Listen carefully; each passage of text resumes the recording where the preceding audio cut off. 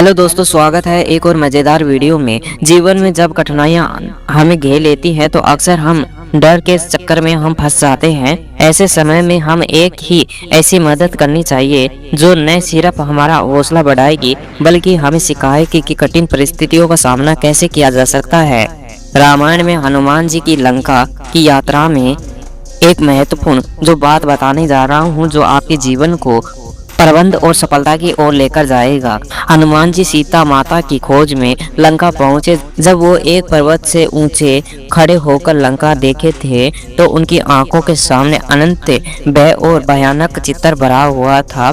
लंका सोने के परकट से घिरी हुई थी। जब उनके भीतर में वह और चौक बाजार के हाथी और घोड़े और रथों से भरमार थी। चारों ओर भय और राक्षसों का पहरा जो अपनी बहस से किसी भी भयभीत कर सकते हैं। तो ऐसे मुश्किल समय में व्यक्ति भयभीत हो सकता है, लेकिन हनुमान जी डरने के बजाय बुद्धिमानी से काम करने का निर्णय लिया। उन्होंने सोचा कि यदि मैं अपने वास्तविक रूप से लंका में प्रवेश करूंगा तो राक्षसों को नजर आ जाऊंगा तो उन्होंने अनावश्यक युद्ध हो जाएगा। हनुमान जी ने लक्ष्य था कि सीता माता को ढूंढना, न कि युद्ध करना। इसलिए हनुमान जी तत्काल योजना बनाई और अपने आकार को इतना छोटा कर लिया कि मच्छर भी जैसे दिखाई देने लगे। हनुमान जी का आकार धारण करके वे लंका में प्रवेश कर गए और प्रवेश करते ही हनुमान जी के समय श्री राम का स्मरण किया। जैसे ही उनकी मानसिकता, स्थिरता और शक्ति बनी रही और पूरे प्रश्न में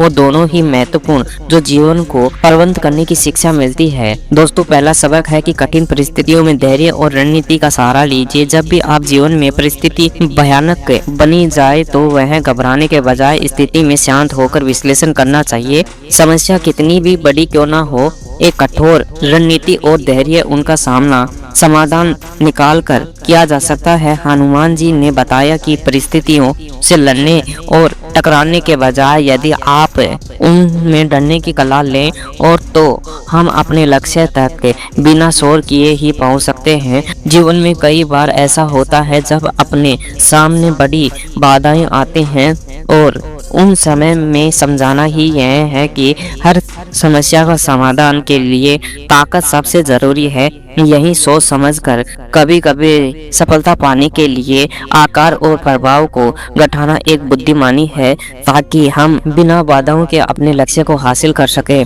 दूसरा सबक है कि किसी भी काम की शुरुआत कर भगवान का स्मरण करना न भूलें। हनुमान जी अपने अतुल्य शक्ति के बावजूद भी कार्य की शुरुआत किया। श्री राम का स्मरण करते हुए यह हमें सिखाता है कि चाहे कितना भी समर्थ और बुद्धिमान या सफल क्यों न बन जाएं, हमेशा अपने भीतर विनम्रता और आस्था बनाए रखनी चाहिए। जब भी हम अपने बल और बुद्धि, योग्यता और अत्यधिक गर्व करने लगते हैं तो हम अपनी विनम्रता खो बैठते हैं। यही अहंकार का पतन का कारण बनता है और ईश्वर का स्मरण हमें सीमाओं का एहसास करवाता है और सच्ची शक्ति का स्रोत वही बनता है।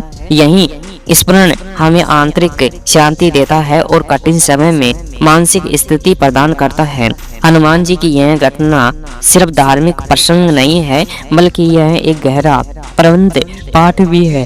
संकट चाहे कितना भी बड़ा हो, डरने के बजाय धैर्य, योजना और लचीलापन अपनाकर उसे पार कर सकते हैं। साथ ही अपने लक्ष्य के साथ बढ़ते हुए समय को ईश्वर को ध्यान में रखें और हमें मार्ग दर्शन और आंतरिक बल प्रदान करता है। तो दोस्तों, यह वीडियो आपको कैसा लगा हमें कमेंट करके बताइए। अभी तक हमारे चैनल को सब्सक्राइब नहीं किया है तो सब्सक्राइब कर लीजिए और वीडियो को शेयर करना ना भूलें।